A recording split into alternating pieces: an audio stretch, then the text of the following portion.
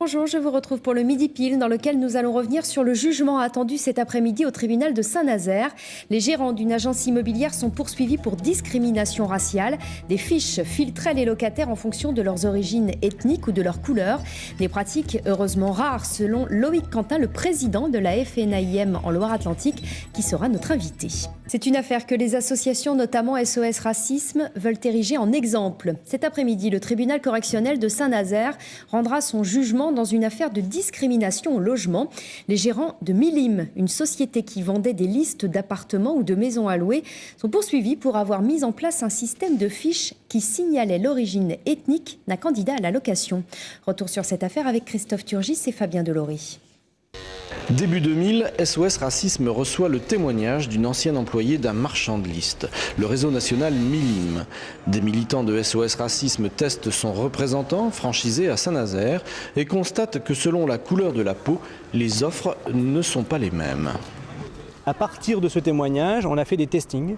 Et lors des testings, on s'est rendu compte qu'à chaque fois, la personne qui était noire, qui était maghrébine, qui était iranienne, avait moins d'offres de logement que la personne qui était de type européen.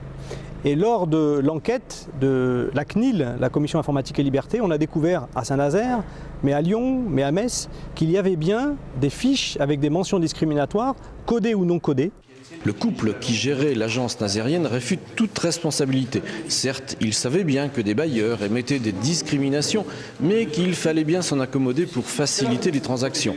Et puis, c'était les secrétaires qui géraient tout ça. Le jugement du tribunal de Saint-Nazaire est donc attendu à partir de 14h cet après-midi. Loïc Quentin, bonjour. Bonjour. Vous êtes président de la FNAIM en Loire-Atlantique, la Fédération nationale de l'immobilier. Est-ce que ce type d'affaire, avec quelque part un flagrant délit de discrimination dans le logement, est fréquent dans notre région? Non, heureusement que non. C'est un exemple qui est tout à fait isolé.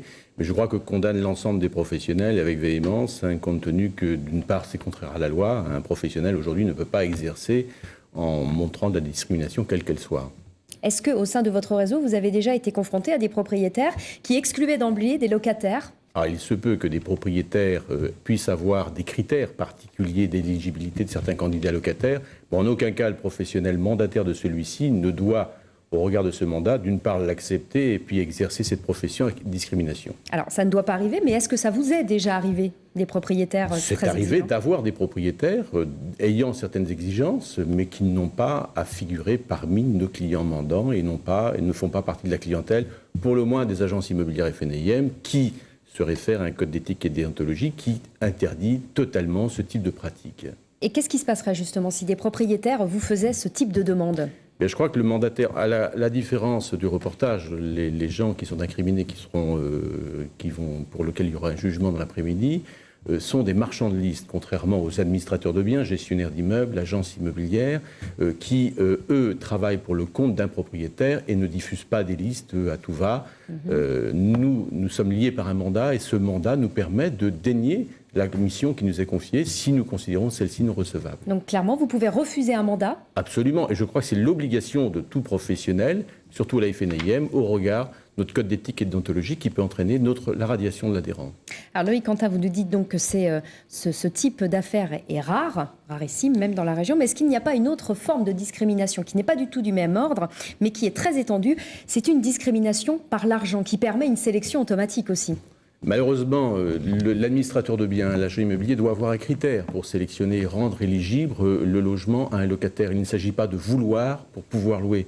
Nous sommes totalement tributaires, bien entendu, de critères financiers qui sont liés aux revenus du ménage pour accéder au logement. Et qui excluent d'emblée énormément de locataires. Et oui, comme le fait le banquier en matière de prêt. Vous allez voir un banquier, il va vous prêter de l'argent parce que vous avez des moyens de rembourser. En matière de logement, on vous loue un appartement parce que vous avez des moyens de payer le loyer. Et est-ce qu'aujourd'hui les propriétaires sont trop gourmands sur le marché locatif? Trop gourmands, ils ont des exigences de solvabilité, ce qui est un critère normal d'éligibilité du candidat locataire. En matière de prix, je crois que la poussée des prix de l'immobilier a conduit aussi certains propriétaires à exiger une augmentation arithmétique du loyer et finalement... Qui n'est plus raisonnable aujourd'hui, notamment à Nantes? Qui devient, dans certains cas, difficilement accessible pour certains ménages.